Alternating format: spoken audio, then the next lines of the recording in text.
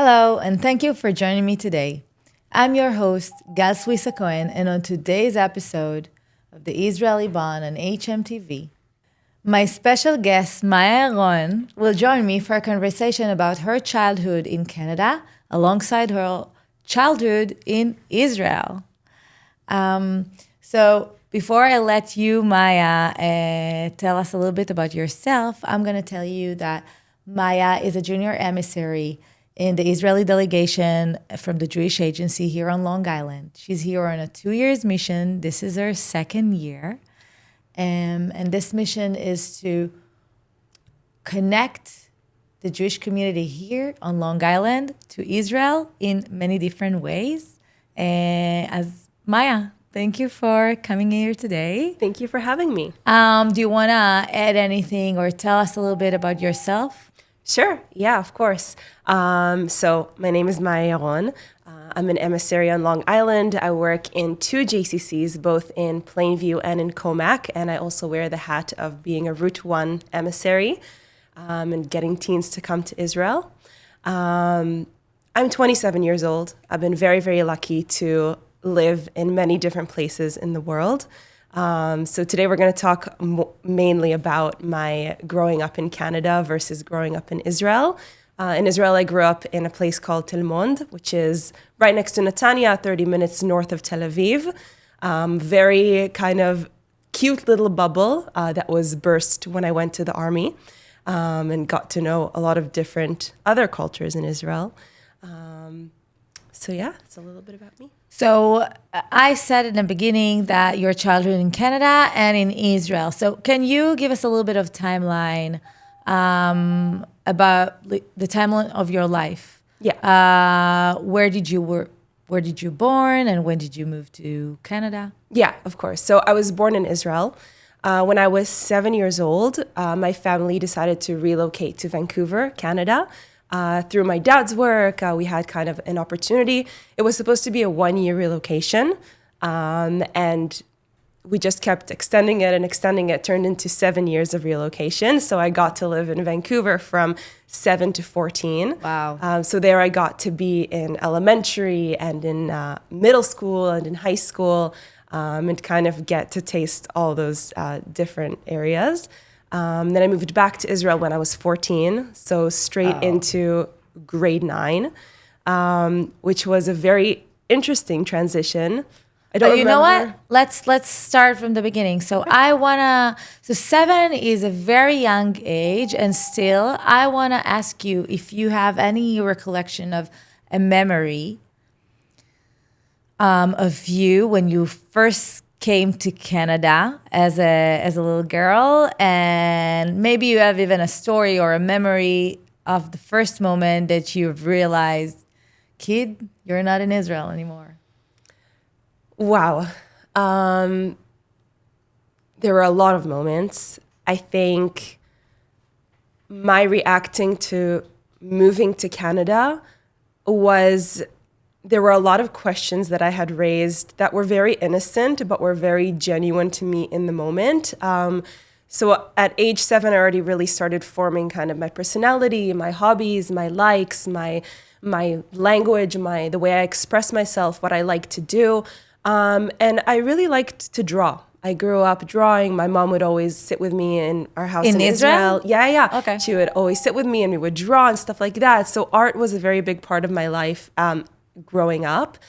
And I remember kind of like when I moved to Canada, I was so scared that everything was going to change and I had to learn a new language and I had to, adapt to a lot of really different kinds of things. And I remember it very, very clearly. My mom took me to the hairdresser and I was very concerned. There was something on my mind.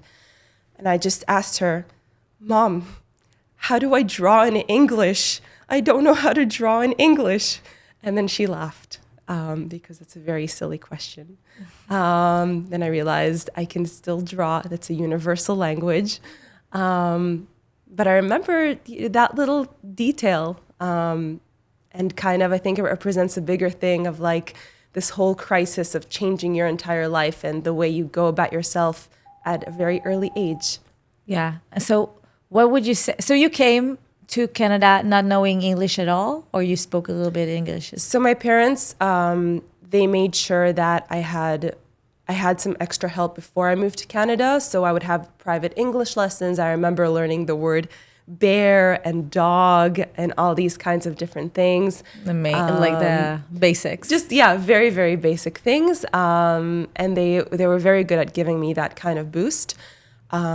But it was difficult. I had a hard time kind of blending in.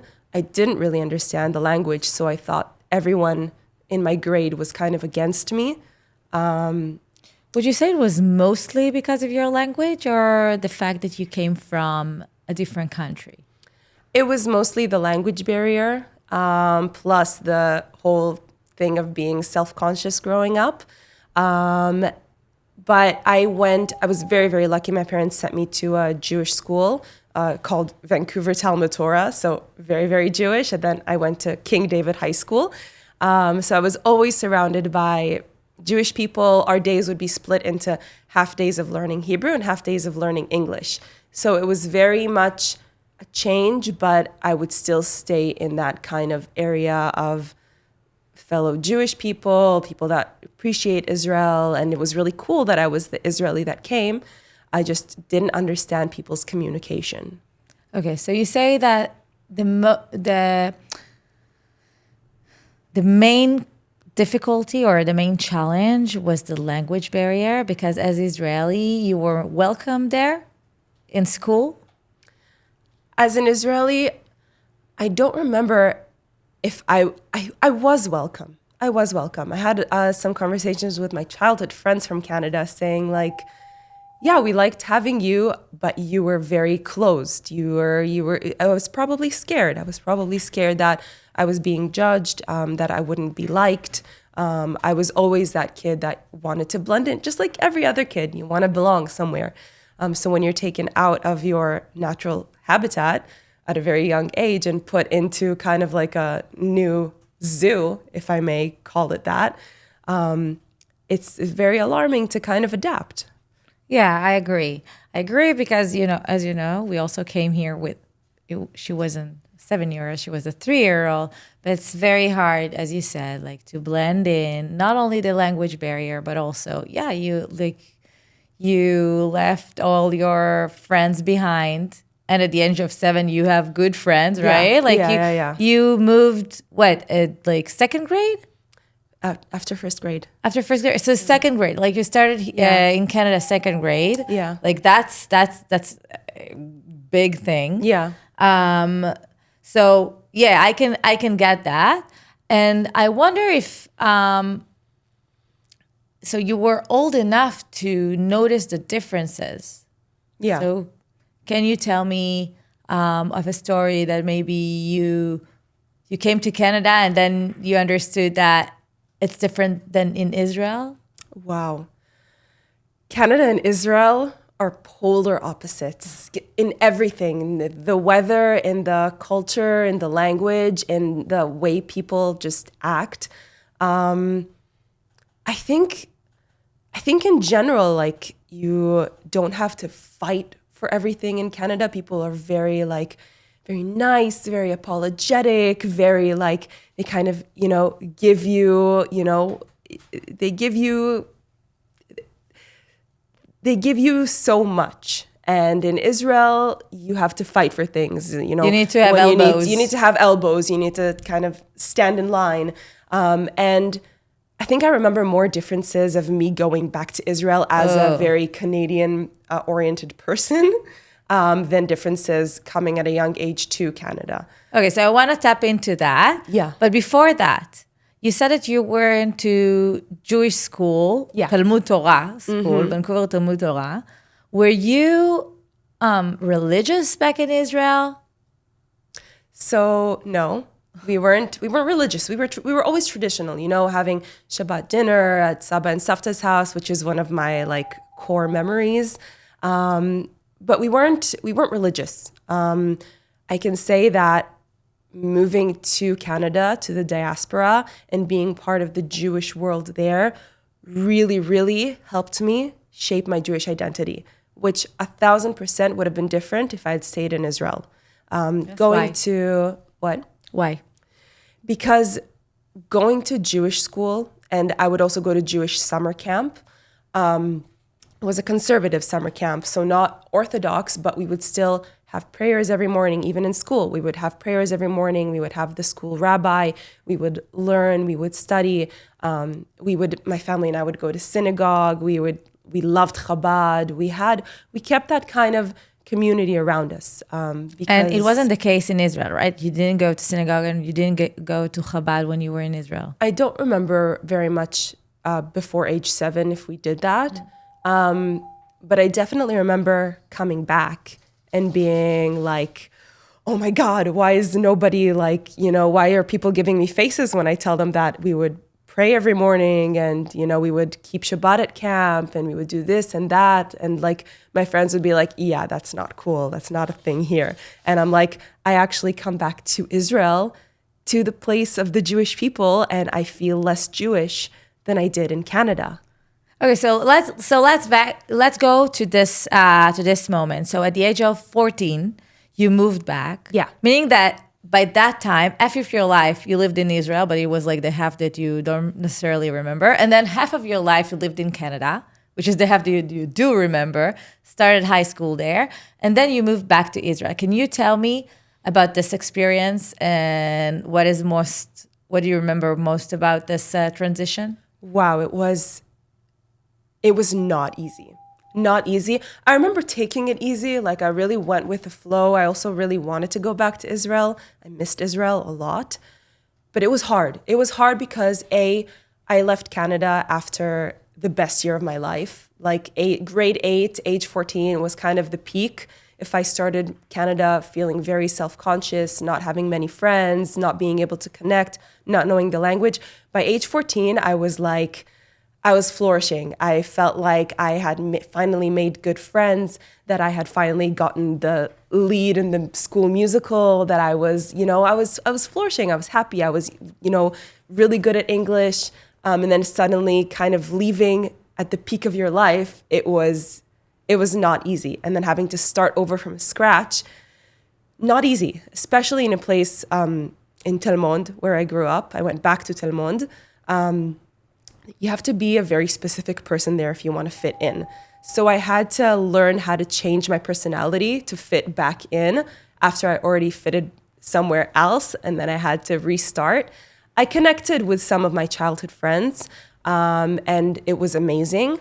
But it was hard for me to navigate friendships and friend groups that were already kind of formed in Israel. Again, I had to relearn Hebrew because there was a huge chunk of my life where I didn't know Hebrew, so it was learning math Hebrew, history Hebrew, theater Hebrew, everything was so different. So it was balancing school life and also balancing my social life. I had to go to the Scouts because in Tel Monde, if you're not in the Scouts or in a youth movement, you don't exist. So I had to jump into that water, which was really strange for me. And everyone was already so close, and it was grade 9 is kind of the grade where you have to prove yourself in the Scouts, because then the next year you get to be a counselor or, something meaningful. So you needed to be. So I needed to be really, really good without knowing what the hell I'm doing, which was interesting. And so there was that whole aspect. And then there was the aspect of I did not know about the army. I did not know I had to enlist. I fully thought I was going to be a famous actress. I thought I was going to be Hannah Montana. And then I was told about the army and that it's a thing that people do in Israel. And I was like, can I just not do that? Because I don't know. Is that camp? What is that? Very foreign to me. Wow. Very foreign to me. But then I realized, I didn't realize, I was told it's not cool to not do the army. So I was like, okay, fine, I'll do the army. But I'll finish it and then I'll be Hannah Montana. And so kind of shifting that mentality was really, really different. I also will tell a story. It's an embarrassing story, so I'm going to be vulnerable. But the weather difference was insane.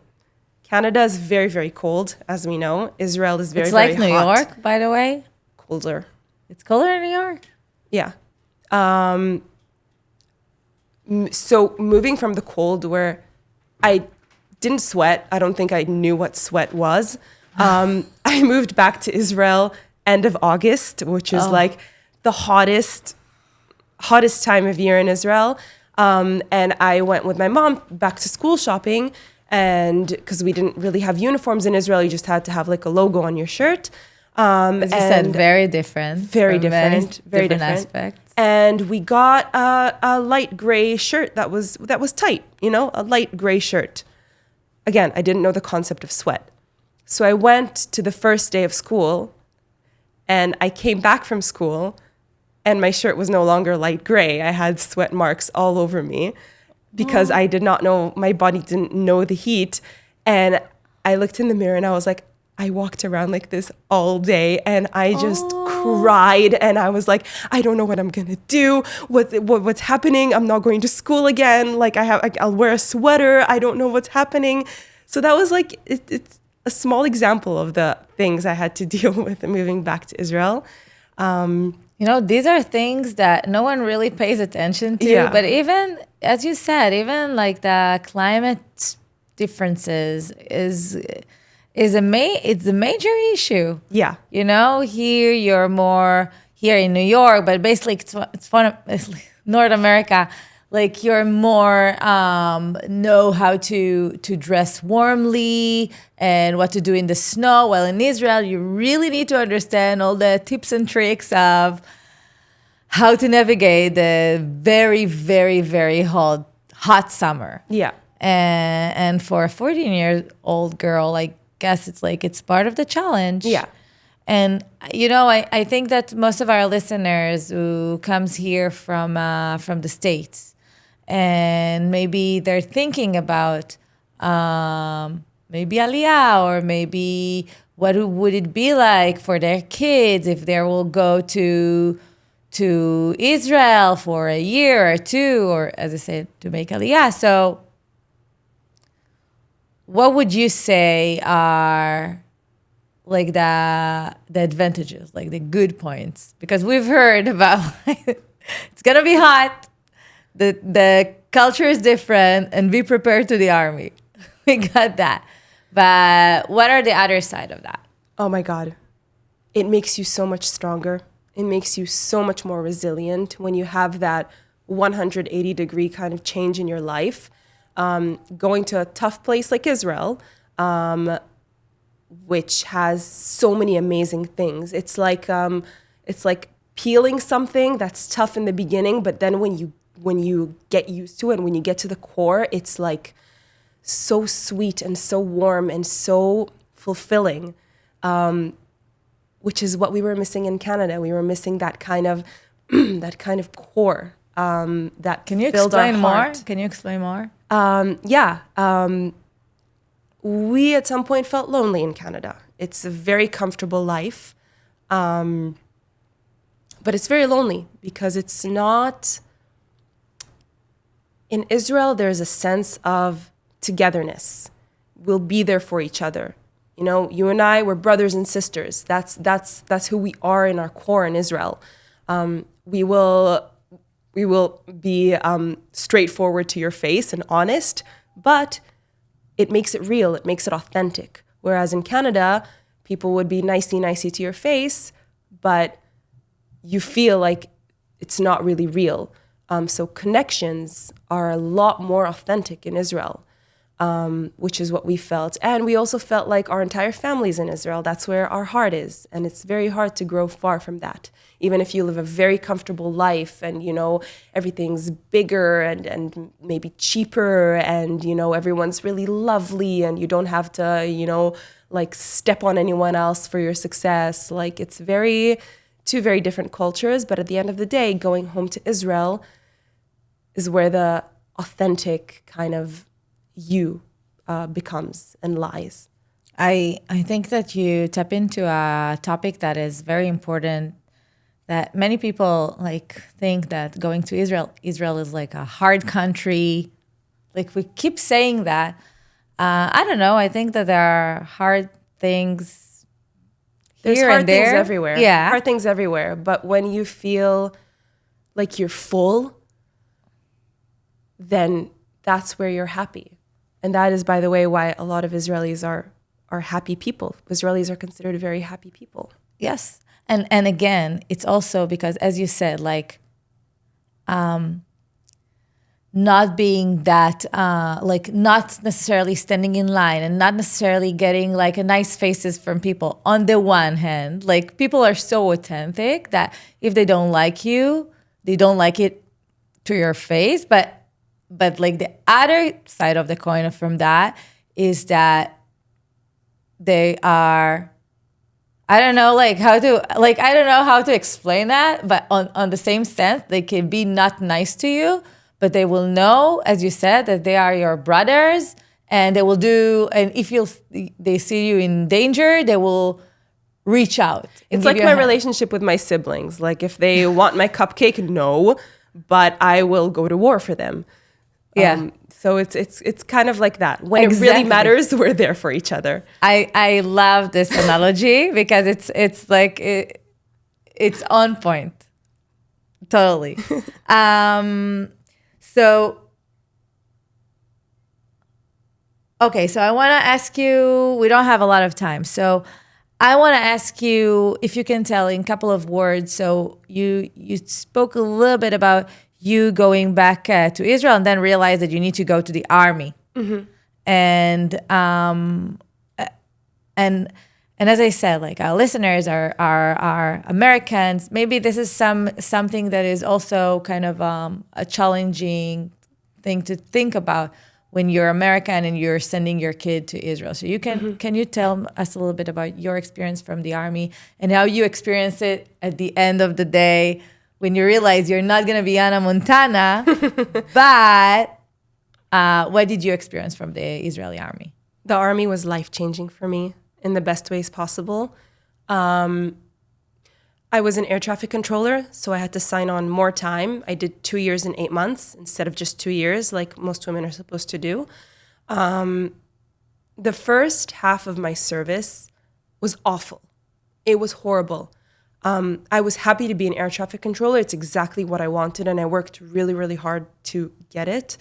But it was really, really hard as a nice Canadian, a polite Canadian who wants to succeed, but also doesn't have the elbows that most Israelis grew up with. And the way it worked for my job is you really had to push yourself, and you had to show how good you were, and you had to, not step on other people's toes, but you had to show that you are better than other people for the commanders to advance you and to make you better, because our job was very based on training. We had to train a lot, and that's how you would kind of become the air traffic controller, because you don't start as an air traffic controller. You have to get there. It takes 2 years and 8 months to get there. Wow. And so you're training your whole job, and you have to show that you're studying, and you have to show that you're on it, and this and that, and you have to create connections. You have to perform. You have to, be nicey to the commander so that they'll want to advance you. And I wasn't that. I was more of the apologetic Canadian. Like, I would more study in my room because I know that would be more helpful to me. And like, I wasn't as performative as other people knew to be. And that was hard for me. And I was told I wasn't good enough. I was told I wasn't going to finish my training. I wasn't going to be an air traffic controller. And I had this kind of twist in the middle of the service after a year and a half where I was like, if I don't get it together, if I don't figure this out on how to be the best there ever was, I'm not going to be an air traffic controller. And I kind of turned on beast mode, and I just performed. I taught myself how to perform, how to be that Israeli, how to show that I'm on top of things, how to impress, how to create those connections, how to, without stepping on other people's toes, because that's not my values, how to just work my butt off to be amazing. And I did that. And it was a transformation that everyone in the army saw. Everyone was really, really impressed with it. And I finished my qualifications, and I became an air traffic controller. And I was even sent to all kinds of simulator courses and all kinds of things that not everyone got sent to because of that kind of jump that I made.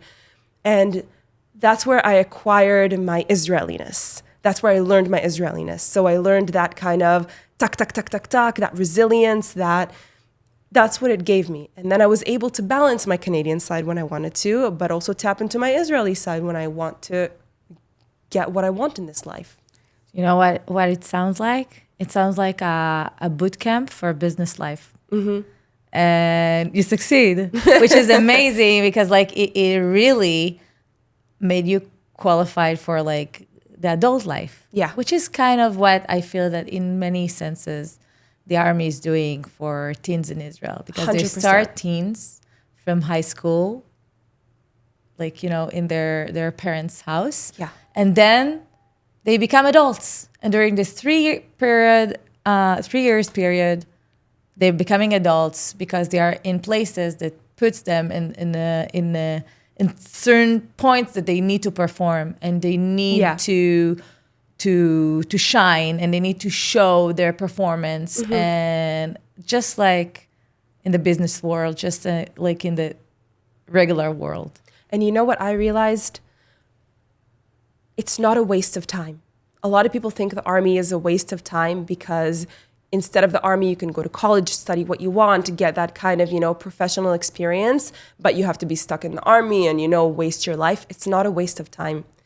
You build so much of yourself in those 3 years. You build you build yourself, like you said. It's like it's a boot camp. Your personality, your resilience, your work ethic. Work ethic is a big one.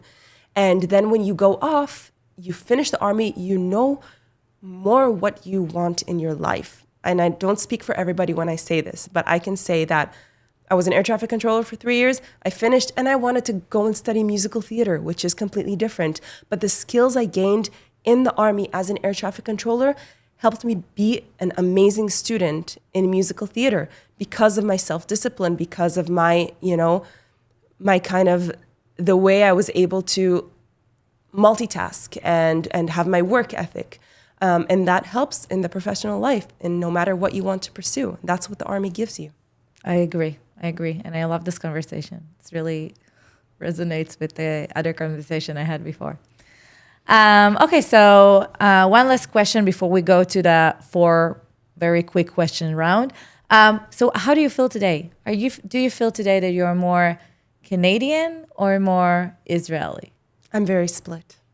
Really? Very split. I also lived in London. I also lived in Rome. I also now live in New York. So I feel like I have a lot of personalities. I can bring out whichever one you want. Oh, but amazing. I'm very versatile. Israeli. In my core, I'm Israeli. And I know it. And I'm proud of it. And I will always represent Israel, firstly in my job as an emissary. But in no matter where I am, I'm always going to be Maya, the Israeli, Canadian, British, no, whatever I want to be. Great answer. I love that. Okay, so now I'm going to ask you 4 very short questions. You need to answer whatever comes to your mind first. Okay. So, because I know you're a fitness girl, kind of. So, running in the Central Park or in the Yarkon Park? Central Park. Oh, yeah. I agree. Even though I love the Yarkon. Yeah, it's good. Climbing the Canadian Rocky Mountain or going to see the fall foliage in New Hampshire? Canadian Rockies. Really? Yeah. Even after you saw the fall foliage? Yeah. I mean, I did both, but I would do the Rockies again. I know you did both. Okay, so you're going to go back to Israel at the end of this year on August. And what is the first thing that you're going to do when you're going back home? Hug my family, each and every one of them. That's what you're missing the most. Yes. And one thing that you're going to miss here in Long Island the most? Oh my God. I can't narrow it down to one thing. Trader Joe's. Just kidding. I'm in a musical right now. I'm going to miss the stage. Hopefully, you're going to be back. I will be back. Either here, in Israel, wherever you are, you're going to be back. And yes, this is an opportunity to say that Maya is in a musical. She's performing. What musical? Can you tell us? Come see Monty Python's Spamalot opening this Valentine's Day on Saturday in the CM Performing Arts Center. Great. So that was a great ending to the podcast. And so thank you for tuning in to this episode of the Israeli Bond on hmTv. I appreciate my guest, Maya Yaron, for sharing some insights about her childhood in Canada and in Israel and how this transition went on for her in your life. And if you enjoyed exploring the information, history, and stories of today's conversation, be sure to check out our other podcasts here on hmTV. Please subscribe, share, and stay connected for more engaging conversations. Until next time, take care and be well.